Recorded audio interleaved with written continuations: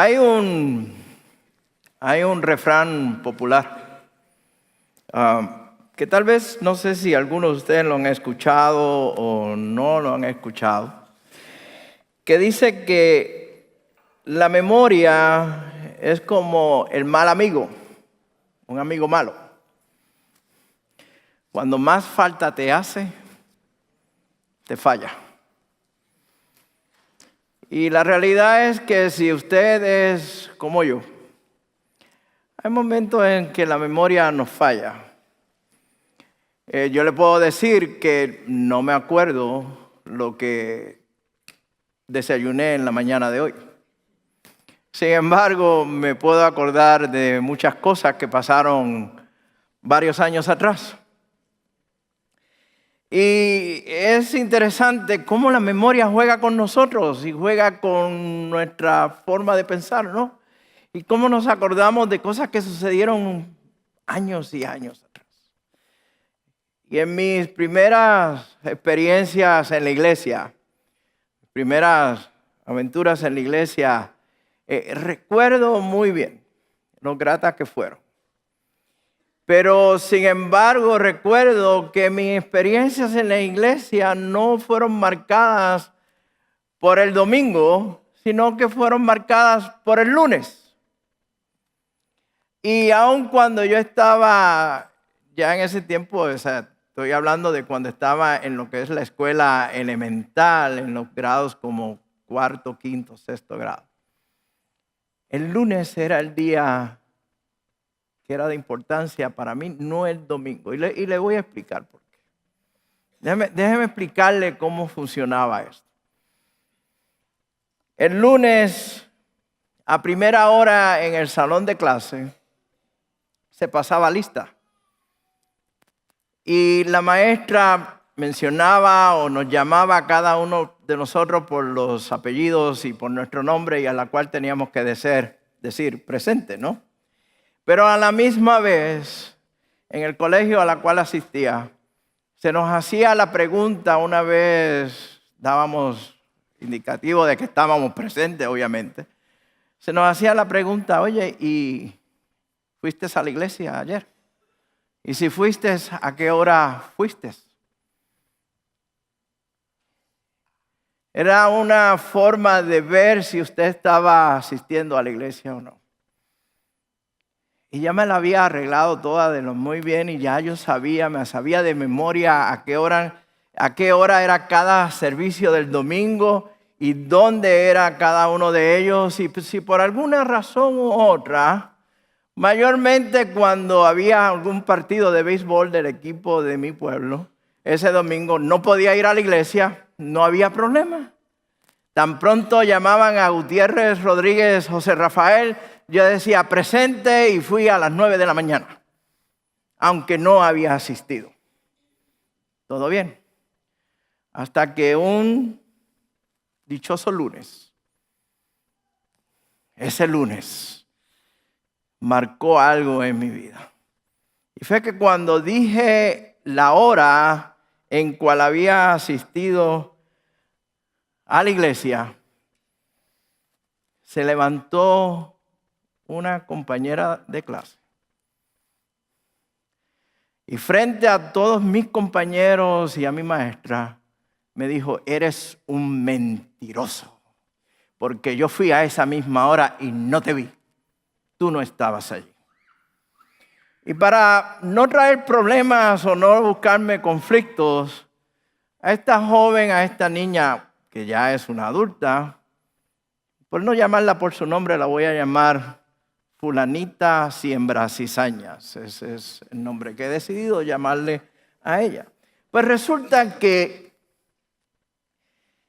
ese lunes, Fulanita Siembra Cizaña me hizo sentir, como que, ¿sabes qué? Ahora te la vas a ver conmigo de ahora en adelante. Y cada lunes, mi objetivo era dejar saber a qué hora había ido a la iglesia para obtener ese punto que necesitaba en la clase. Pero era una guerra a muerte con fulanita siembra cizañas. Era una batalla constante con ella. Y lo que sucedió fue que entonces el ir a la iglesia, en vez de ser una experiencia personal mía, se había convertido en una tarea más por realizar. Se había convertido en un proyecto, una asignatura más de la clase o del colegio por realizar. Era algo que tenía que hacer para demostrarle a la maestra, sí, yo fui, pero también darle duro a fulanita. ¿Cómo se llama? ¿Se acuerdan el nombre bien, verdad?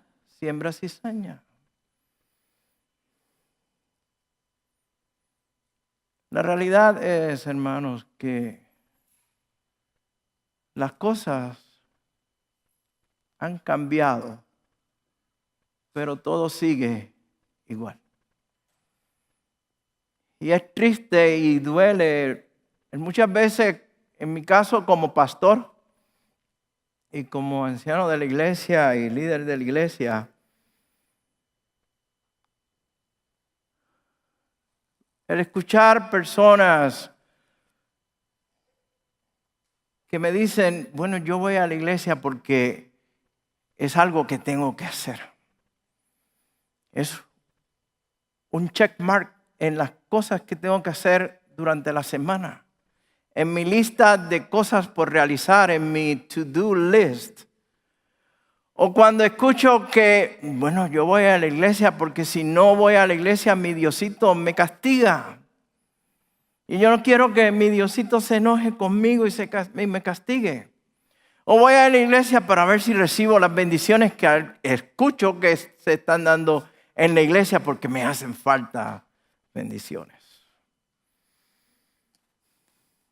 O tal vez cuando escucho, bueno, es que, ¿sabes qué? Con tanto trabajo que tengo durante la semana, el domingo es el único lugar donde yo puedo reunirme con la gente que yo quiero reunirme.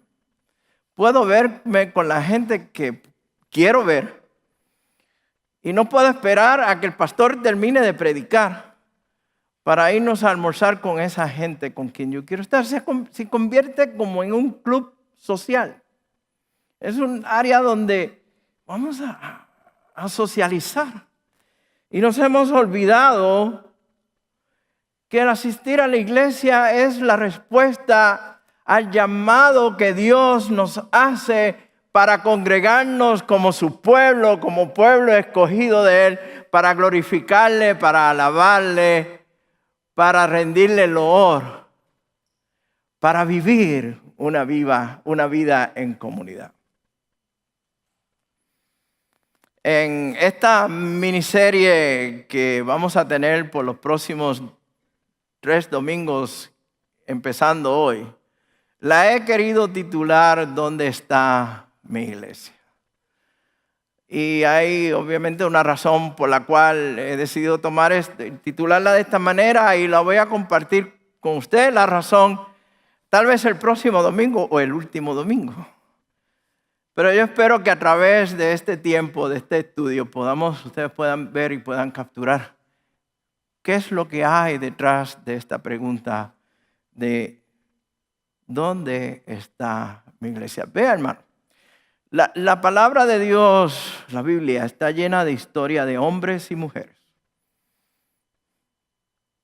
como tú y yo, con sus defectos y sus virtudes, que vivieron una vida apasionada por Dios y por la obra de Dios. Y podemos mencionar en esta mañana muchos de estos hombres y mujeres.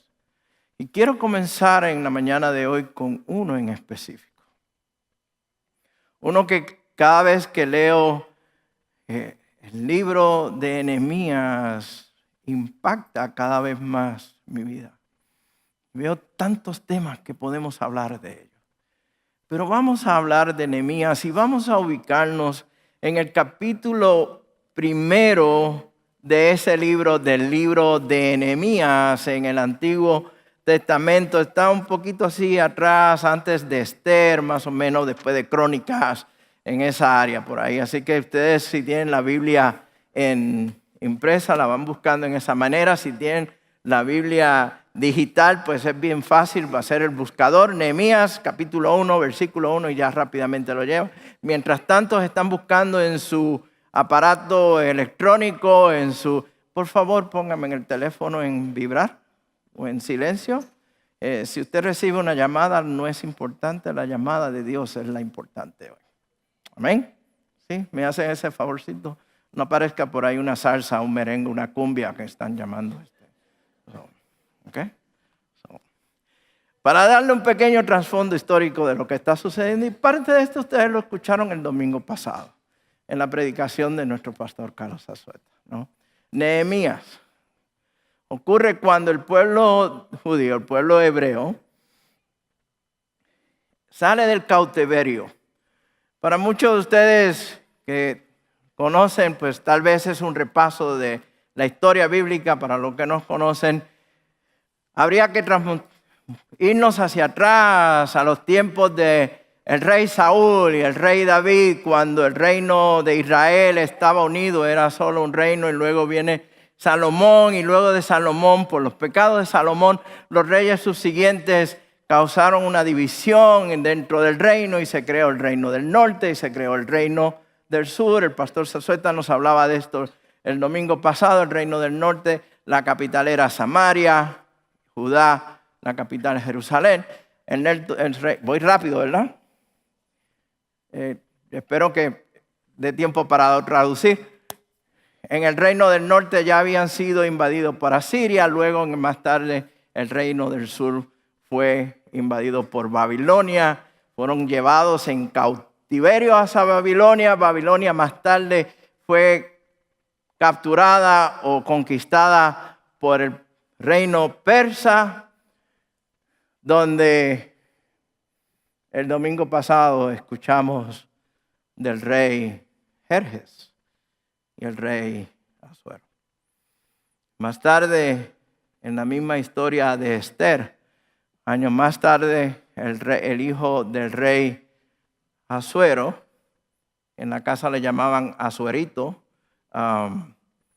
toma el reinado, y se cree que en base a lo que había escuchado anteriormente de lo que la reina Esther había hecho por su pueblo, permite que Esdras regrese a Jerusalén a reconstruir el templo, y más tarde permite que Nehemías regrese a reconstruir las murallas.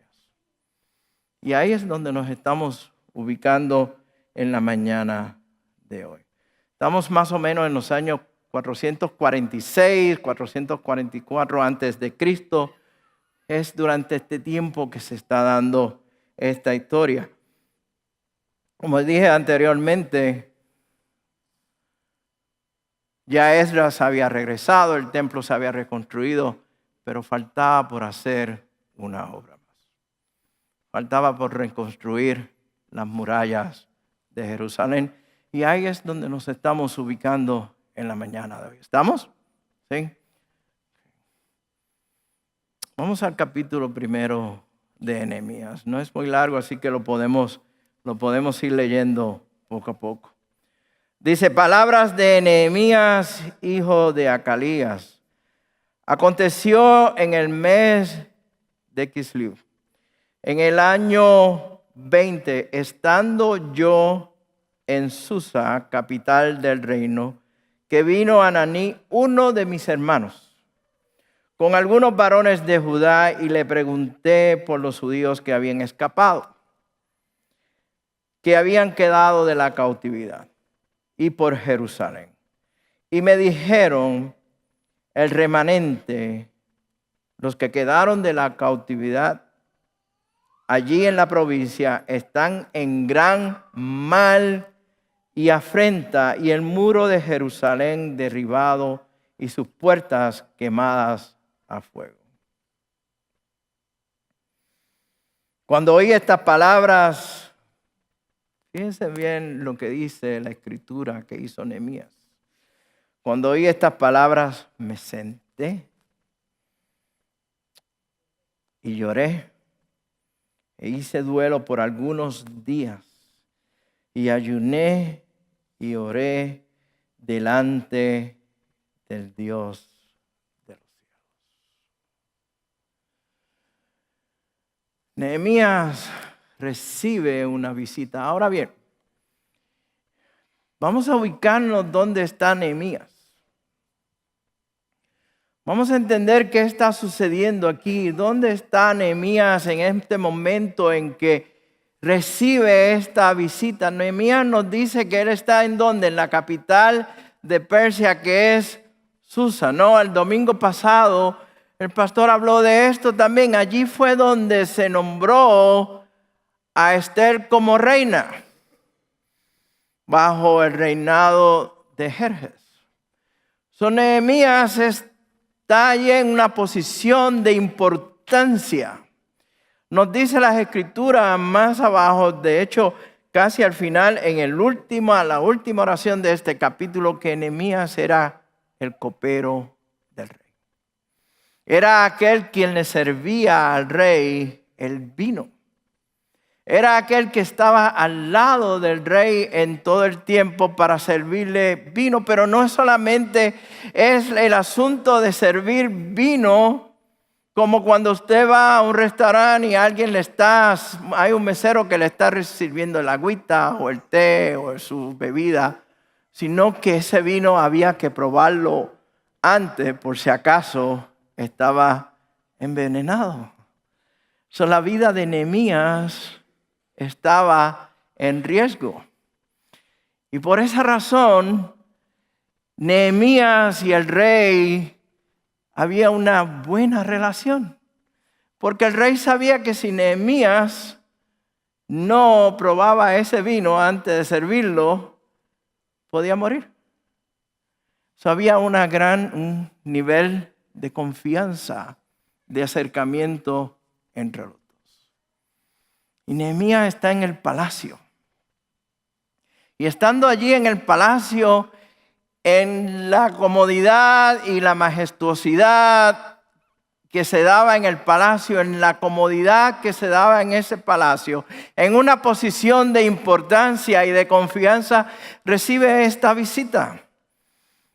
Y Nehemías pregunta por la gente que había estado en el cautiverio. Y pregunta por los que habían salido del cautiverio. Y pregunta por Jerusalén. Y nos tenemos que preguntar, ¿por qué?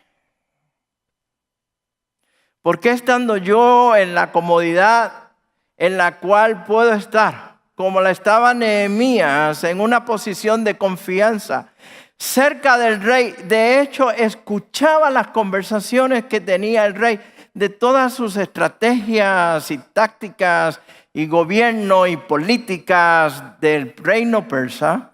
¿Por qué me voy a interesar por una bandada de gente que apenas yo conozco? Que no sé quiénes son, qué están haciendo. ¿Por qué me voy a interesar por una Jerusalén a la cual yo no he estado? Yo no he ido allí, ¿por qué me voy a interesar por ellos? Tal vez muchos de nosotros nos podemos relacionar en ese aspecto con Nehemías. Cuando escuchamos las tristes, malas noticias de nuestros respectivos países. Cuando escuchamos de lo que está sucediendo en nuestra amada Venezuela, nuestro querido y lindo México, o Ecuador, o El Salvador, cada uno de nuestros países, de nuestras familias, de nuestros amigos que hemos dejado allá, nos preguntamos, ¿y qué está pasando? Y tal vez en la comodidad que tenemos, en la libertad que tenemos aquí en este país, surge en nosotros también la inquietud y la pregunta de qué está pasando. ¿Qué está pasando en Puerto Rico? ¿Qué está pasando en Cuba, en la República Dominicana? ¿Qué está pasando en nuestros países? Nehemías hace esa pregunta. Y la contestación que recibe no es muy halagadora. La contestación que recibe no es de buenas noticias. Al contrario, dice bien claramente que el remanente, los que quedaron de la cautividad allí en la provincia, están en gran mal y afrenta, y el muro de Jerusalén derribado y sus puertas quemadas a fuego.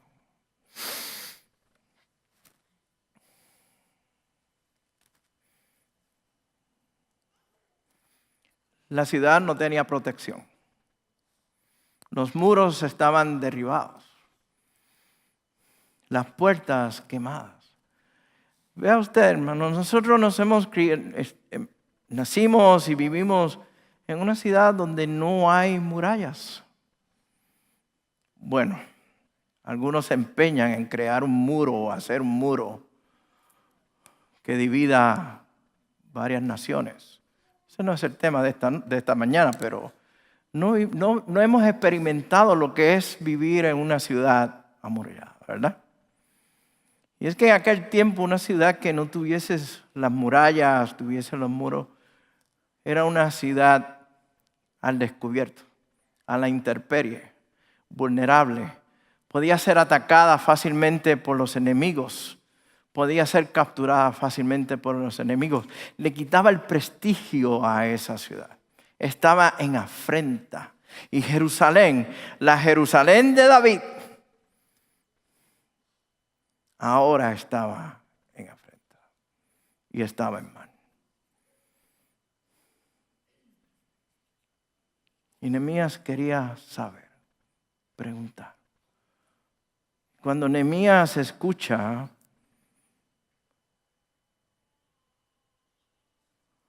lo que estos mensajeros, esta visita, le dice, reaccionó de cierta forma. Vea usted, hermano,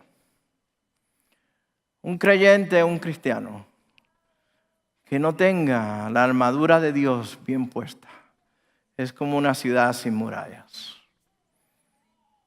Es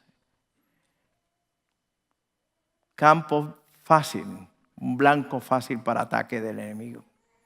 Una iglesia que no tenga la armadura de Dios bien puesta es un blanco fácil para los ataques del enemigo. La misma escritura nos dice, sed sobrios porque vuestro enemigo, el diablo, anda como un león rugiente buscando a quien devorar.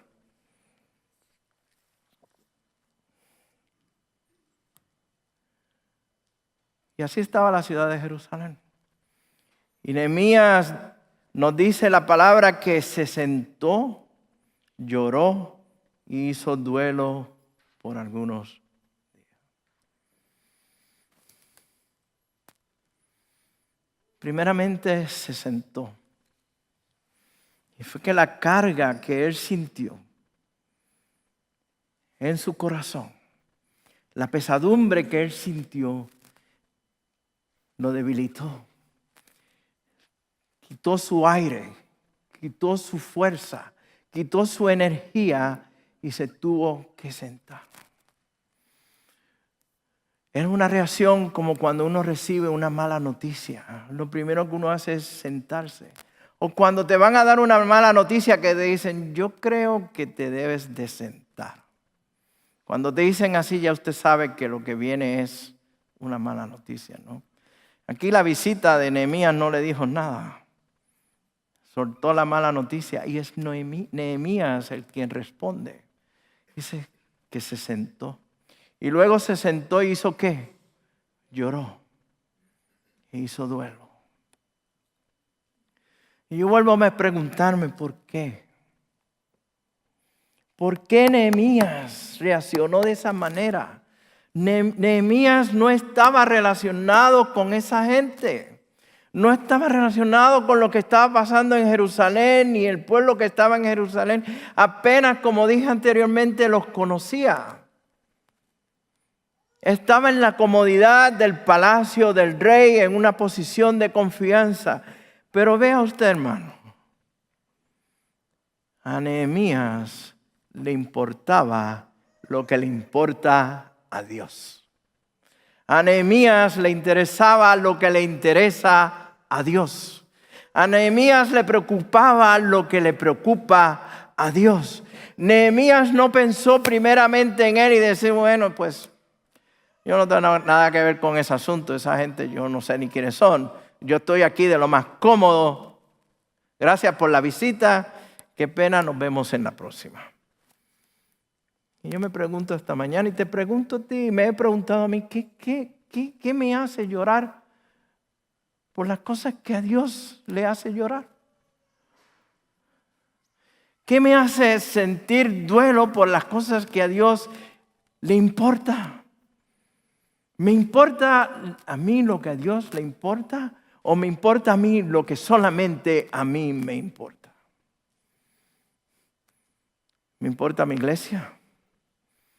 ¿Me preocupa mi iglesia? Me preocupa la comunidad en la que yo vivo, el vecindario en la que yo vivo, la familia en que yo estoy, el pueblo donde yo estoy, la nación donde yo resido, el pueblo de donde yo vivo, que no conoce de Dios, me preocupa. ¿Lloro por ellos o solamente estoy llorando por aquello que a mí solamente me interesa para mi propio bien?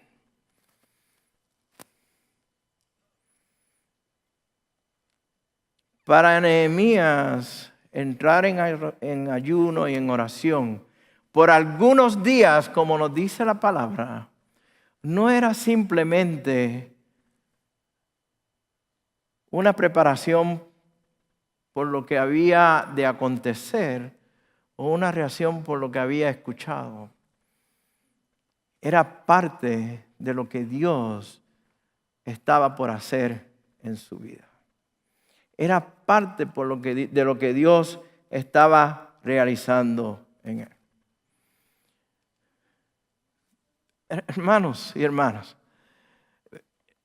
para Nehemías fácilmente la respuesta hubiese sido como muchos de nosotros a veces hacemos, y lo voy a decir tal y como soy, ¿no?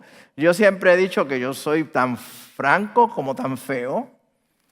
Y por lo tanto, como soy bien feo, pues seré bien franco, ¿no? Nehemías pudo haber dicho como un buen santurrón, oh, qué triste, que Dios los bendiga. Algún día estaré orando por ellos. Y ese día nunca llega.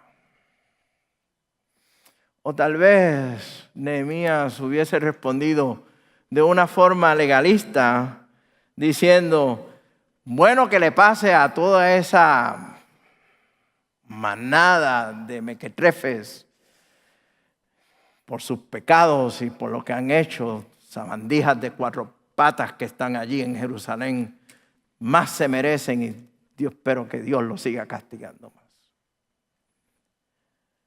O tal vez Nehemías hubiese respondido en su posición de poder y decir, ¿sabes qué? Aquí lo que vamos a hacer es lo siguiente. Vamos a crear un comité de acción rápida. Vamos a nombrar un grupo de personas que trabajen en los muros, lo construyan, me van a reportar a mí diariamente lo que están haciendo y esto se resuelve fácilmente. Pero Nehemías toma una decisión diferente. La acción de Nehemías es diferente. Nehemías cae en dolor, en llanto, en ayuno y más aún en oración. Cada uno de nosotros podemos hacer lo que hizo Nehemías. Cada uno de nosotros podemos sentir en nuestros corazones lo que Dios quiere hacer en su iglesia, en la comunidad en la que estamos. Dios estaba por hacer una gran obra en Jerusalén, pero primero tenía que hacer una gran obra en Nehemías. Y yo estoy convencido, hermanos, yo estoy convencido de que Dios está por hacer una gran obra en medio nuestro en esta iglesia. Yo estoy convencido de que Dios tiene un gran plan para esta iglesia. Yo estoy convencido de que Dios va a hacer una gran obra en medio nuestro, en Frisco, en Plano, en Allen, en McKinney, hasta en Princeton también. Nos toca llegar. Porque no hay límites. Cuando Dios va a hacer una gran obra, comienza a hacer una gran obra en nuestros corazones. Y es lo que estaba haciendo en Nehemías aquí. Una gran obra en su vida primeramente. Uno de los grandes emprendedores de misiones a nivel mundial de Europa dijo en una ocasión: espera grandes cosas de Dios y a la misma vez emprende grandes cosas para Dios. Espera grandes cosas de Dios, pero también emprende grandes cosas para Dios. La responsabilidad es nuestra, el llamado es nuestro para realizar la obra de Dios.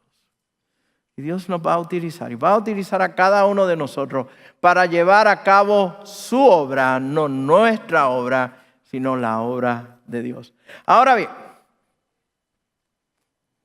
Nehemías no se lanzó inmediatamente a trabajar, sino que tomó ese tiempo, algunos días, dice la palabra, no sabemos cuántos días fueron, de ayuno y de oración. Ayuno y oración. ¿Cuántas veces tomamos el tiempo en nuestras vidas para orar por nuestra iglesia? Para orar por la obra de Dios. ¿Cuántas veces llevamos a cabo un ayuno por la obra del Señor? Ayunar por la iglesia de Stonebriar en español, ayunar por la iglesia de Stonebriar, para ayunar por lo que la iglesia puede hacer en Frisco o en sus áreas alrededor. ¿Cuántas veces lo hemos hecho? Que la realidad, hermanos, y yo soy el primer pecador en esto, es que en nuestra oración venimos delante del Señor a pedirle por lo que yo quiero, lo que yo prefiero, lo que yo quiero en ese momento. Y si fuese por mí, mi oración fuera: Señor, dame un Ferrari rojo del año inmaculado. Y estaré años orando por eso. La diferencia es que mi oración no está alineada a la voluntad de Dios. Pero cuando alineamos nuestra oración a la voluntad de Dios, Dios responde. Miren lo que dice en los siguientes versículos. Versículo 5 en adelante. Y dije, esta es su oración: te ruego, oh Jehová, Dios de los cielos, fuerte, grande y temible, que guarda el pacto y la misericordia a los que le aman y guardan sus mandamientos.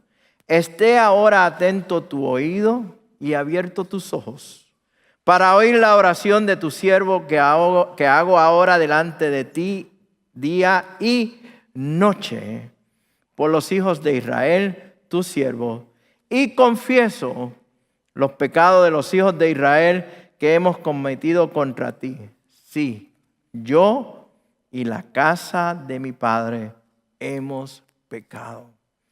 En extremo nos hemos corrompido contra ti y no hemos guardado los mandamientos, estatutos y preceptos que diste a Moisés, tu siervo. Qué oración preciosa, ¿verdad? Me pregunto cuántos de nosotros oramos de esa manera. ¿Cuántos de nosotros comenzamos una oración exaltando el nombre de Dios? Y por lo general, lo primero que hacemos es que exaltamos nuestro propio nombre. Oh Dios, vengo delante de ti porque tú sabes lo bueno que yo soy. Y lo maravilloso que yo soy y lo humilde que yo soy. Pues yo tengo una humildad tan grande, Señor.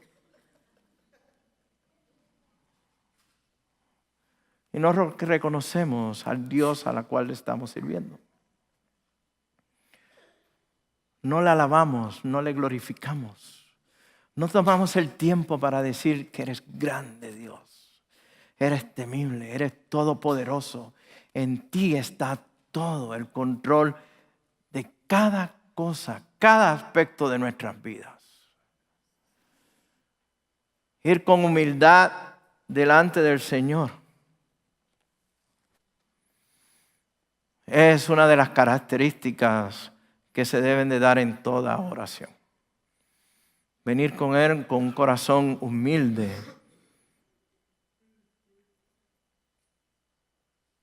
Y contrito. El Salmo 51:4 dice bien claramente: contra ti solo he pecado y he hecho lo malo delante de tus ojos, para que seas reconocido justo en tu palabra y tenido por puro en tu juicio. Y más abajo ese mismo Salmo, en unos versículos siguientes dice: los sacrificios que de Dios son el espíritu quebrantado, al corazón contrito y humillado no despreciarás tú, oh Dios. Nehemías fue donde Dios con un corazón quebrantado. Lo vimos como él se sintió. Vimos su pesadumbre, vimos su dolor, vimos la carga que él sentía. No acudió inmediatamente al rey, no hizo alusión a su poder y a su posición de confianza, sino que él fue al Dios Todopoderoso. Se humilló delante de él, lo reconoce como Dios y va con un corazón humillado, contrito, rendido delante de Dios. Hermanos, tenemos que aprender a dejar de ser nosotros mismos para dejar que Dios sea Dios. Me explico. Dejar de ser nosotros mismos para dejar que Dios sea Dios. Muchas veces nosotros creemos que Dios realice la obra, pero lo primero que hacemos es le decimos: quítate, yo lo voy a hacer. En buen español lo que le decimos es: I got this. I got this. No te preocupes, I got this. Mire, déjeme decirle en buen puertorriqueño: you got nothing. Usted no tiene nada, ¿ok? Si usted no tiene a Cristo y no tiene a Dios en su corazón, no tiene nada. Él es el que tiene el control, amén. Él es el que lo hace, Él va a hacer la obra, amén. No es decirle: no, ya yo me gradué del seminario, yo sé de esto. Yo tengo unos estudios en administración, yo sé cómo realizar. No. Usted podrá tener todos los estudios, todas las experiencias, todas las habilidades que usted puede tener, pero si usted no tiene a Dios en su vida, si usted no permite que Dios sea Dios en su vida, no logra nada, hermano. La gloria es para Él. Y Nehemías reconoció esto. Vino delante de Dios con un corazón humilde, contrito, quebrantado por la obra del Señor. Luego dice: esté ahora atento tus oídos y abiertos tus ojos para oír la oración de tu siervo, que hago ahora delante de ti día y noche. Nehemías reclama, llama esas promesas de Dios. Las promesas que están aquí en las Escrituras para todos y cada uno de nosotros. Están aquí, no hay que buscar en ningún otro libro, hermanos. Todas y cada una están aquí. Y es decirle a Dios, tu palabra me dice a mí esto. Tu palabra me dice a mí que tú venciste el pecado, que tú venciste la muerte, por lo tanto yo tengo vida eterna contigo. Y tu palabra me dice a mí que somos más que vencedores en el nombre de tu Hijo Jesucristo. Por lo tanto, esa palabra la reclamamos para nosotros y obramos y caminamos para realizar la obra a la cual Dios nos ha llamado. Y por último y finalmente en esa oración, hermano, Nehemías no se queda con los brazos cruzados. Nehemías entra en acción. Y en su oración dice, ¿sabes qué? Bendíceme.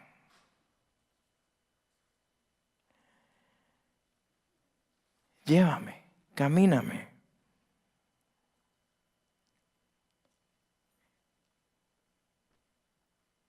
Le dice, te ruego, oh Jehová, esté ahora atento tu oído a la oración de tu siervo y a la oración de tus siervos, quienes desean reverenciar tu nombre. Concede ahora buen éxito a tu siervo y dale gracia delante de aquel varón, porque yo servía de copero al rey. Nehemías decide entrar en acción, decide actuar, decide caminar.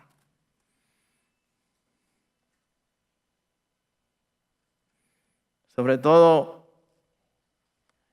Nehemías decide salir de su zona de comodidad.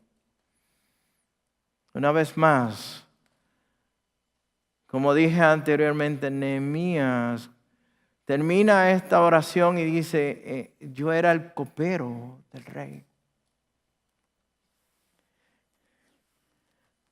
Yo estaba bien. Yo tenía una buena posición.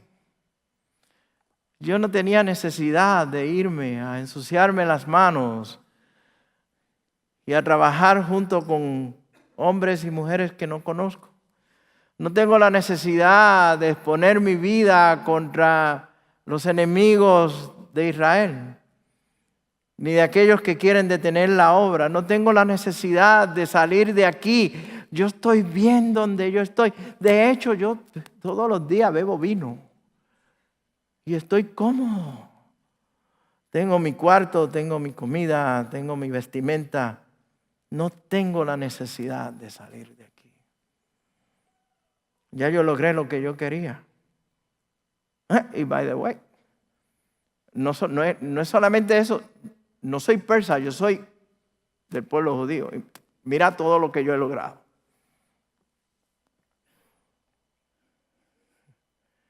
Yo me pregunto muchas veces cuántos de nosotros estaríamos dispuestos a salir de nuestra zona de comodidad, de dejar aquello que nosotros creemos que hemos logrado, que hemos ganado, para ir a realizar la obra de Dios. Para ver la necesidad que hay en los demás, en la comunidad, en nuestra iglesia. Salir de nuestra zona de comodidad. Dejar lo que teníamos, lo que hemos trabajado por tantos años. Aquello que nos hacía tener una estabilidad económica y emocional en nuestros hogares o en nuestras casas, en nuestra familia, para salir a hacer la obra de Dios, en la incertidumbre de lo que va a suceder, de lo que va a pasar. Cuando no tengo ni siquiera conocimiento, Nehemías no sabía lo que iba a suceder. Nehemías ni siquiera era un obrero de construcción, él era un copero. Él iba a reparar un muro sin saber cómo realizarlo. Pero la diferencia está en que Nehemías confió en la palabra de Dios. A Nehemías, vuelvo y repito, le importó claramente lo que a Dios le importa. Y Nehemías estuvo dispuesto a dar ese paso. La pasión de Nehemías comienza a fluir y comienza a desplegarse y comienza a verse a través de las páginas de este maravilloso libro de Nehemías. Y vemos cómo Nehemías tenía bien claro en su mente cuál era su misión, cuál era su propósito, qué era lo que Dios tenía para él y cómo lo iba a llevar a cabo.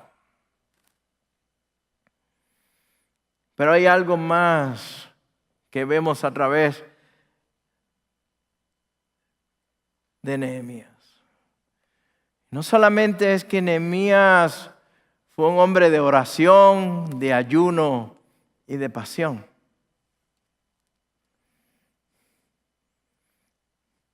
Pero también fue un hombre de acción. De llevar a cabo lo que Dios quería que él realizara. Y hay un pasaje, hay unos versículos que cautivan mi corazón cada vez que lo leo de este libro de Nehemías y con él quiero terminar. Se lo voy a leer para cada uno de ustedes. Y dice de la siguiente manera: los que edificaban el muro, los que acarreaban y los que cargaban, miren cómo dice, con una mano trabajaban en la obra y en la otra tenían la espada. Porque los que edificaban, cada uno tenía su espada ceñida a sus lomos. Y así edificaban. Y el que tocaba la trompeta estaba junto a mí. Y dije a los nobles y a los oficiales y al resto del pueblo: la obra es grande y extensa, y nosotros estamos apartados en el muro, lejos unos de otros. En el lugar donde oyereis el sonido de la trompeta, reuníos allí con nosotros, pues nuestro Dios peleará por nosotros. Oración, ayuno, pasión por la obra de Dios. Pero sobre todo, hermanos, asegurarnos de que mientras estamos realizando la obra de Dios, tenemos nuestra espada con nosotros. Tenemos la palabra de Dios. Tenemos la promesa de Dios con nosotros cada día. Y estamos fundamentados y estamos sitiados y todo lo que hacemos, lo hacemos en la palabra de Dios, que es nuestra espada. Y tenemos que trabajar y trabajar. Mientras trabajamos con una mano en la obra de Dios, con la otra mano tenemos que estar puesta en la palabra del Señor. Nunca podré olvidarme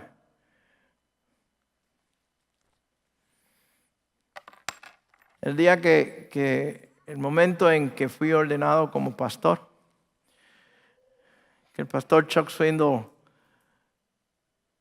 en su forma de hablar y dirigirse a uno lleno de gracia y de confianza, me dijo: Rafi, si hay algo que quiero que tú me prometas hoy, antes de salir de aquí, es esto: que tú me vas a prometer que con una mano tú vas a estar realizando la obra de Dios, pero con la otra vas a estar señalando la palabra de Dios.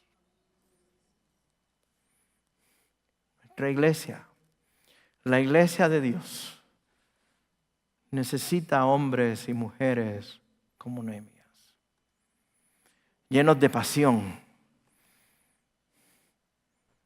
del fuego del Espíritu Santo, que se muevan por la obra de Dios, que le importe, que le interese la obra de Dios, que se preocupen por la obra de Dios. La pregunta no es ¿dónde está mi iglesia? El cual les dije que próximamente lo voy a explicar más sobre el porqué del título. La pregunta es ¿dónde estoy yo en la obra de Dios? ¿Qué estoy haciendo yo en la obra de Dios? Para concluir, la palabra de Dios nos anima de la siguiente manera en esta mañana, hermanos. Primeramente debemos de entender que la obra es de Dios y no es de nosotros. Dios llamó a Nehemías. Estaba preparando a Nehemías con anticipación. No fue un asunto de casualidad ni de coincidencia, no. Dios en su divina providencia ya estaba preparando a Nehemías para este trabajo. Porque es su obra. No es nuestra obra, es la obra de Dios. Ya Dios estaba, como dije anteriormente, trabajando en el corazón de Nehemías, haciendo cosas grandes en él para hacer cosas grandes en sus obras. Debemos tener una comunicación constante con Dios a través de la oración. Y hermanos y hermanas, aquí yo voy a salir un poquito fuera de lo que por lo general nos enseñan, de que en la oración debemos de tener una hora en específico, un lugar en específico para orar. No. Todo eso está bien y si usted lo quiere hacer, fantástico. La oración de Dios no requiere un lugar en específico, una hora en específico. No es el asunto de que si yo no oro a las 5 de la mañana en una esquinita del cuarto que yo tengo que separar, porque en esa esquinita es que está el poder de Dios. No. Primero le voy a decir que quite esa creencia de su mente. Número 1, ni las 5 de la mañana ni la esquinita es la que tiene el poder. El poder lo tiene Dios. Amén. Y en la oración se da en cualquier momento de su vida. Puede ser a las 5 de la mañana, a las 10 de la mañana, mientras está haciendo las tortillas, mientras se le quemó el burrito, lo que sea. En ese momento usted está en oración. Dios está escuchando su oración. El objeto de la oración no es el lugar ni la hora. ¿Es quién? Es Dios mismo. Y es una comunicación constante con Él en todo tiempo. Y por último, cuando obramos en la obra de Dios, no obremos solamente basado en nuestras habilidades y capacidades, sino hagamos con la palabra de Dios en nuestros corazones y en nuestras manos. Les animo, hermanos, como pueblo, como iglesia, a buscar esa pasión, a tener esa hora para la cual usted ha sido llamado, a sentir la pasión por la iglesia de Stonebriar en español, por la iglesia de Stonebriar, por la comunidad de Frisco y las áreas cercanas a Frisco, por su propia nación, por su propio pueblo, a que estemos en oración y estemos en ayuno. Y estemos siempre llevando la palabra de Dios.